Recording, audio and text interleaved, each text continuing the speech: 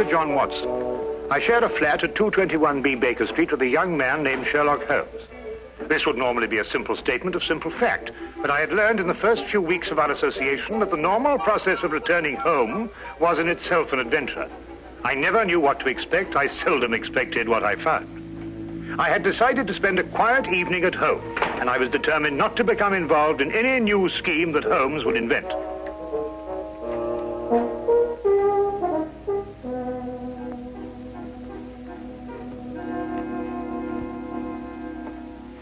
Sulfate gas.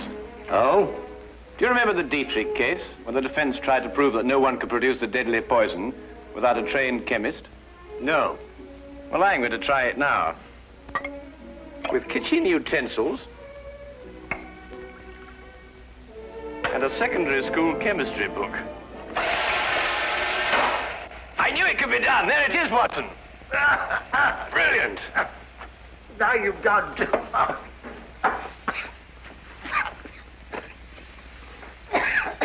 That woman was guilty as a vulture. Clever, too. Holmes, I wish you wouldn't forget that we've got to live in these rooms. Can't imagine why the prosecution didn't think of this. The gentleman arrived here in a hansom. Appears to be coming up here. What else did you notice about our visitor? Oh, I don't know. I say about 30-ish, conservatively dressed. A man of modest means. What do you think, Holmes? I don't know. I didn't see him. You did. Oh, yes. Yes, of course. Oh, excuse me. Morning, do come in, will you? Good morning. Is this Sherlock Holmes' flat? Yes, indeed. Oh, sulfate gas. Oh. Mr. Holmes has been experimenting. That's Mr. Holmes. How do you do, Mr. Holmes? How do you do? I must apologize for calling upon you without an appointment, Mr. Holmes, but it is urgent. May I present my friend and colleague, Dr. Watson? How do you do? How do you do? Now then, Mr. Winthrop. Mr. Harvey Winthrop, isn't it? Have we met before, sir? No, but you mustn't underestimate your reputation. Won't you come in? And sit down. Thank you. Over there.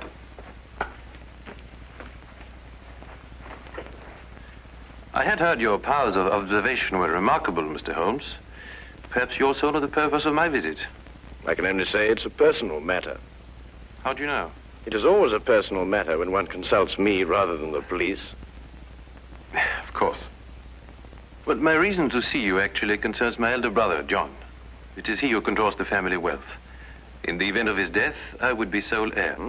Does his death seem imminent? Well, his life has been threatened. In what way? I noticed you didn't ask by whom. You took pains to point out that only you would benefit by your brother's death. If you knew who made the threat, you wouldn't be so concerned with your own innocence.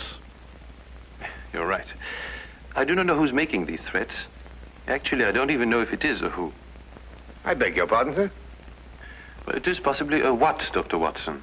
In this case, the heritage of every old family. The family legend. What is the Winthrop legend?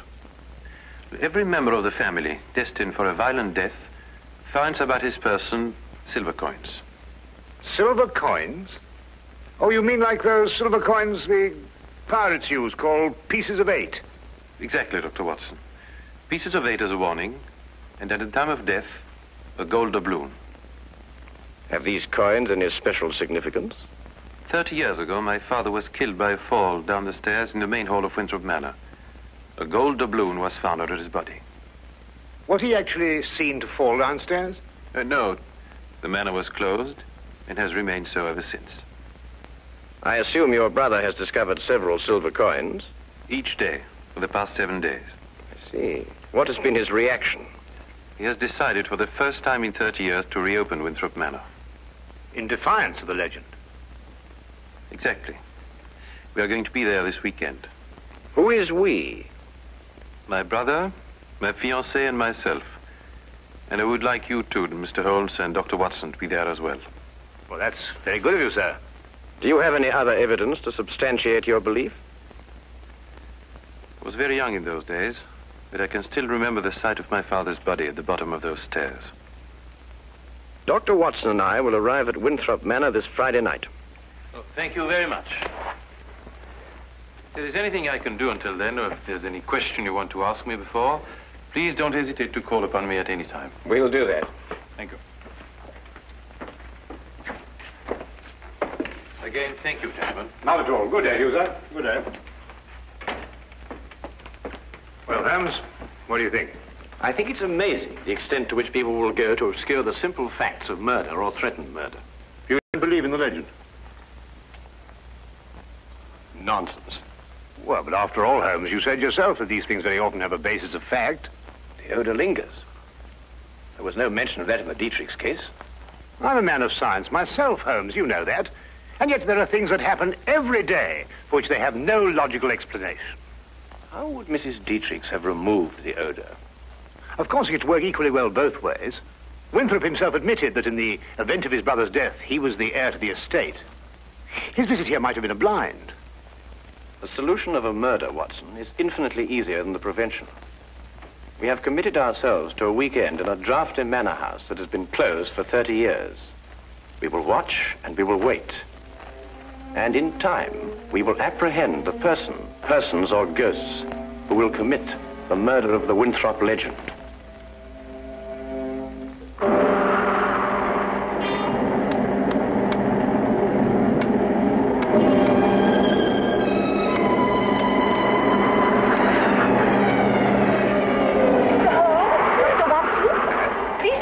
Thank you.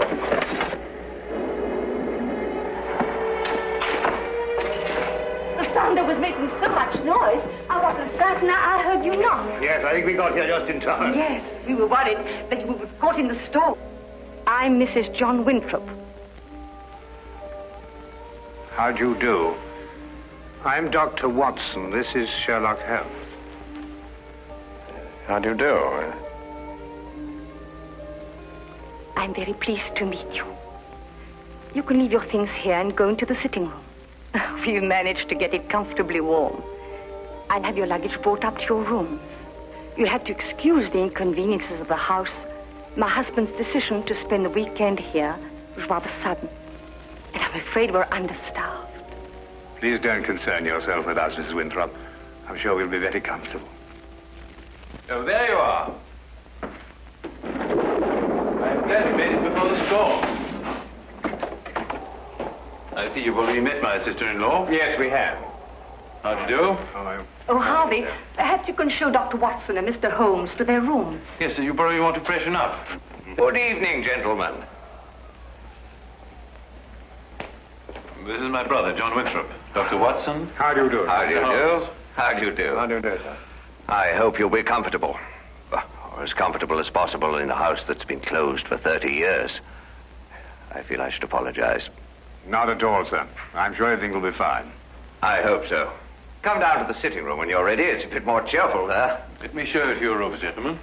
Come along, my dear.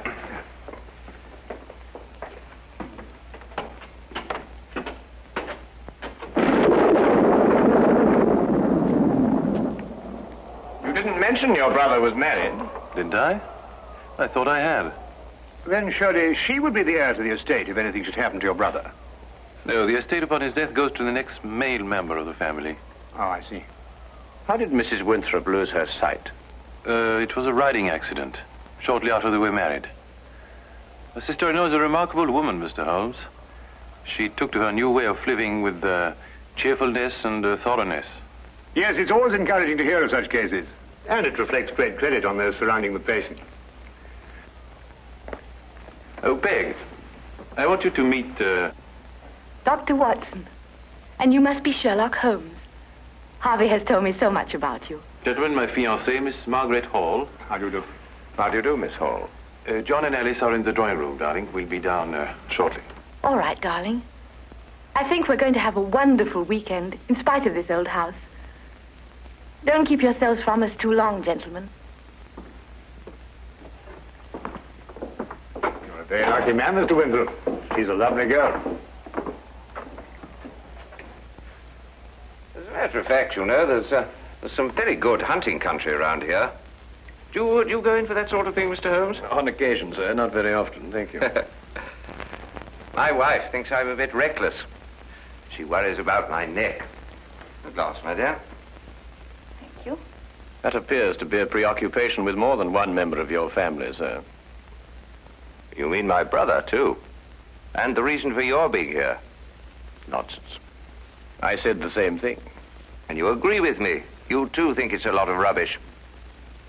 I don't think we're referring to the same thing, sir. I'm talking about the legend, of course. Ah, I see. May I ask, sir, what precautions you've taken against it? What would one do? How does one fight a myth? Well, what's your opinion, Mr. Holmes? Should I take this matter seriously? You are obviously taking it seriously by defying it.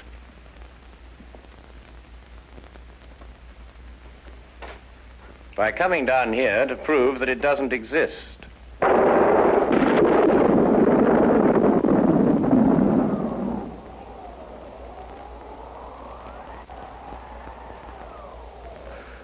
Jove, I hadn't thought of it like that.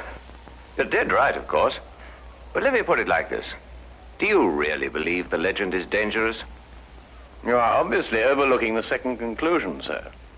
If the legend is real and beyond our understanding, then your life may be being threatened by the supernatural. If we rule that out, then the threat has a very realistic source. In either case, the threat remains. I hadn't thought of it that way. But there are just the 6 of us here, Mr. Holmes.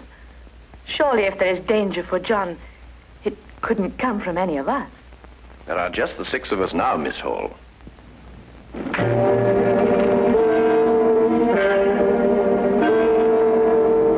But now there are 7.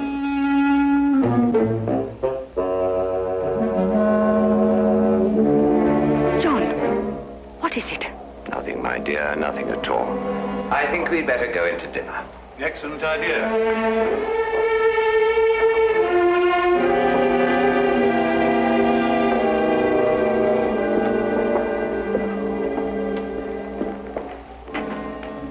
I don't like it, Holmes. Neither do I, Watson. Neither do I.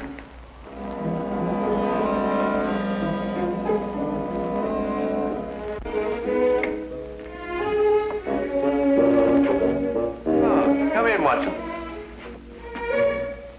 Oh, don't be alarmed, old chap. I don't think this contraption has been fired for centuries.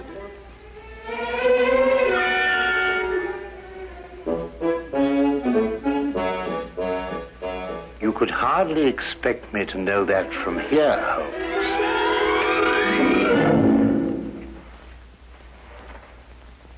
Seems it's working after all.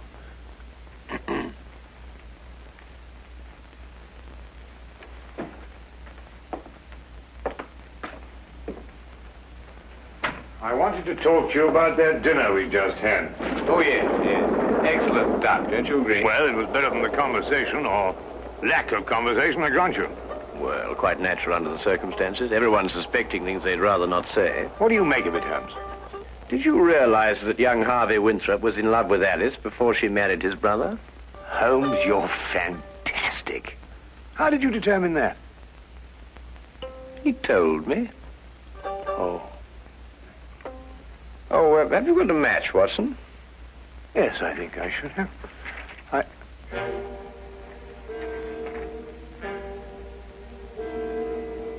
Holmes, look. Yes, I know. I slipped it in your pocket during dinner.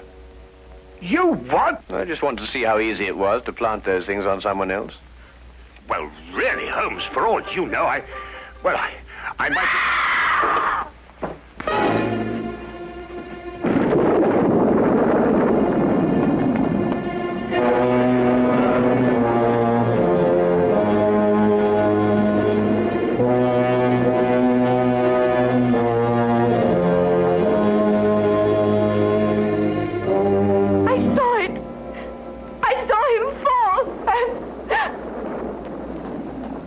He's dead. Neck broken.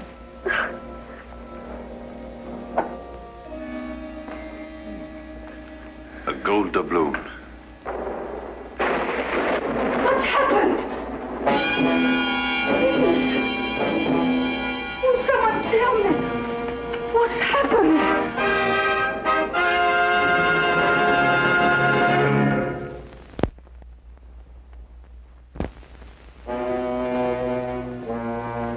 And now, we return to the case of the Winthrop Legend.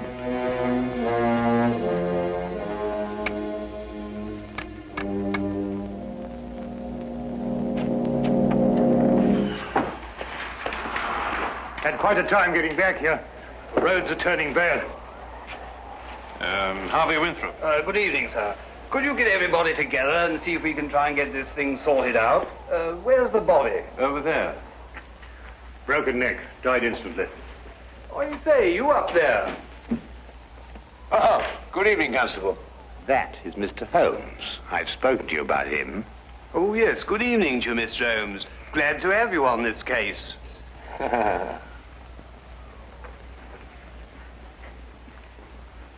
His wife. Been a terrible shock for her.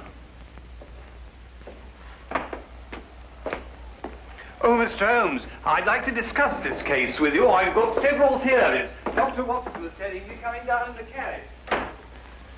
I think it would be better if she retired for a while. These will help. Thank you, Doctor.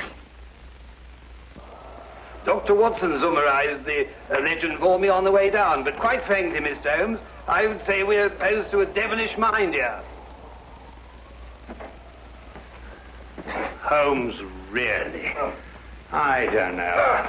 What on earth do you think you're doing?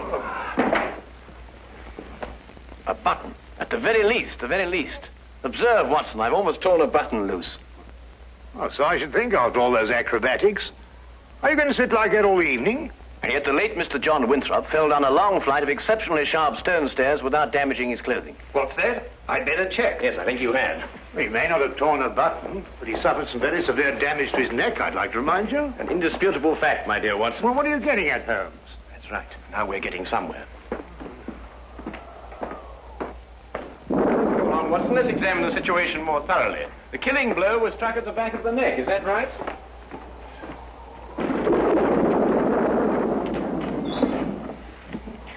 It was. He must have struck the edge of the stairs. He fell. Stone. Edge is quite sharp. The wound be deeper, more pronounced, Watson. Would you re-examine the injuries like a good fellow? Well, the skin's broken, but not unusually so. Still, it's difficult to know the position of the body when he fell. I agree with Mr. Holmes. Winthrop and the blind woman were at the top of the stairs when he fell.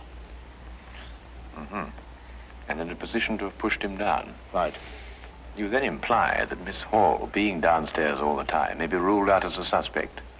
Well, I should take that as a prima facie proof of her innocence. Do you really think so, Watson? What's that? Who are you accusing, Mr. Holmes? Your fiancé. Holmes? You're insane. Not at all, I assure you. Your brother didn't fall down these stairs. He was killed, struck by a blow from behind, very probably in this room. His body was then placed at the foot of the stairs, and the legend having been carefully reawakened, and the manner in which your father met his death, and the gold doubloon, all led you to the obvious conclusion. She couldn't have done it. I assure you she could. But Holmes, she had no motive. The estate now passes to Harvey Winthrop. Well, yes, I'm the only one who had a motive. I would say you and the lady you are going to marry. Are you going to report her to the police? Less than useless, I'm afraid. No court in this world would ever convict her on the evidence we have. Well, assuming you're right, and mind you, to me, it's only an assumption, there's nothing we can do. Yes, there is. We can at least remove the assumption. Come with me, gentlemen, into the drawing room.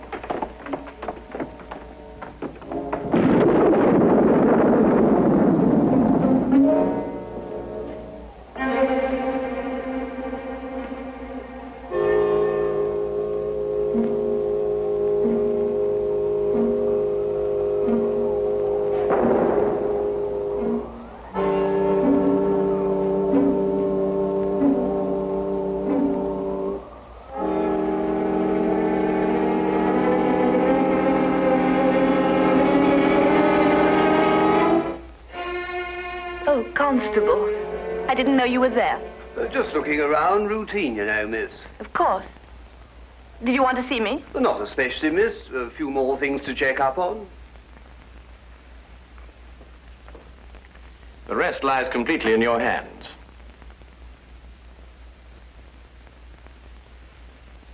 Alice is resting now. Not sleeping, but... Oh, this whole thing is horrible. If you'll forgive us, Dr. Watson has a medical certificate to fill out. Yes, I should attend to that.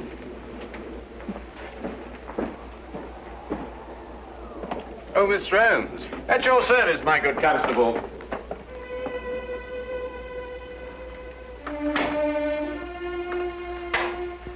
That Holmes. What a peculiar man. What? Oh, Holmes, yes, he is, isn't he? Peg, Yes? Well, this is difficult to say. What is, darling? In light of what's happened, I think it's best we break off our engagement. Break off? But why? Well, there's certain to be a mess in the papers about all this. Oh, you needn't worry about me, darling. Actually, it's Alice I'm thinking of. Alice?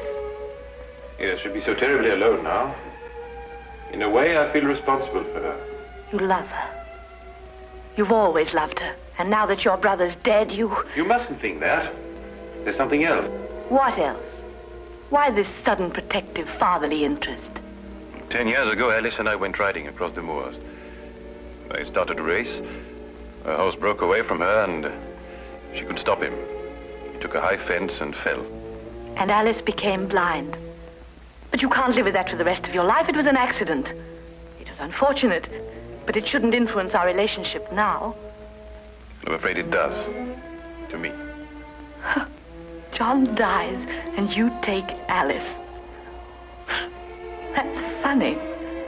That's really ironic. Ironic? What makes you see irony in such a situation? I don't know. I just meant nothing. Just an expression.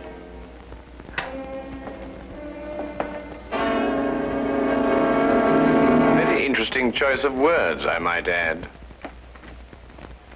Alas, I must confess we were eavesdropping. Is there anything you'd like to confess, Miss Hall? What does this mean? You spoke of irony. Such a choice word. You didn't kill John Winthrop so that Harvey could share the family fortune with Alice. You'd have seen to that in time. You're insane. I couldn't have pushed John down the stairs. I was at the bottom myself. Well, you were in a perfect position to strike him with this. And then, very thoughtfully, placed the end in the fire to remove any evidence of the blow. No court in the world would convict me on evidence like that. You're quite right, Miss Hall. But you know the facts. And we know the facts.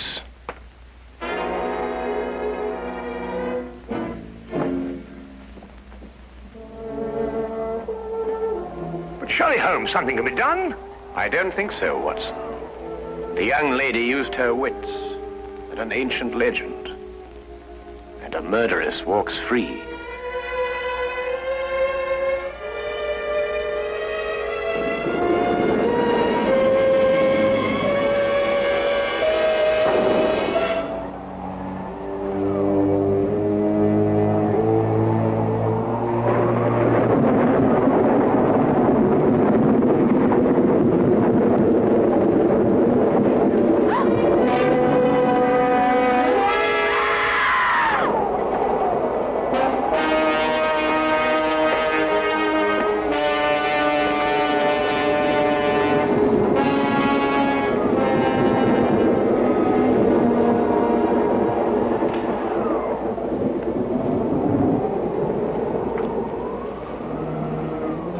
It's a gold doubloon. And she said no court in the world would ever convict her.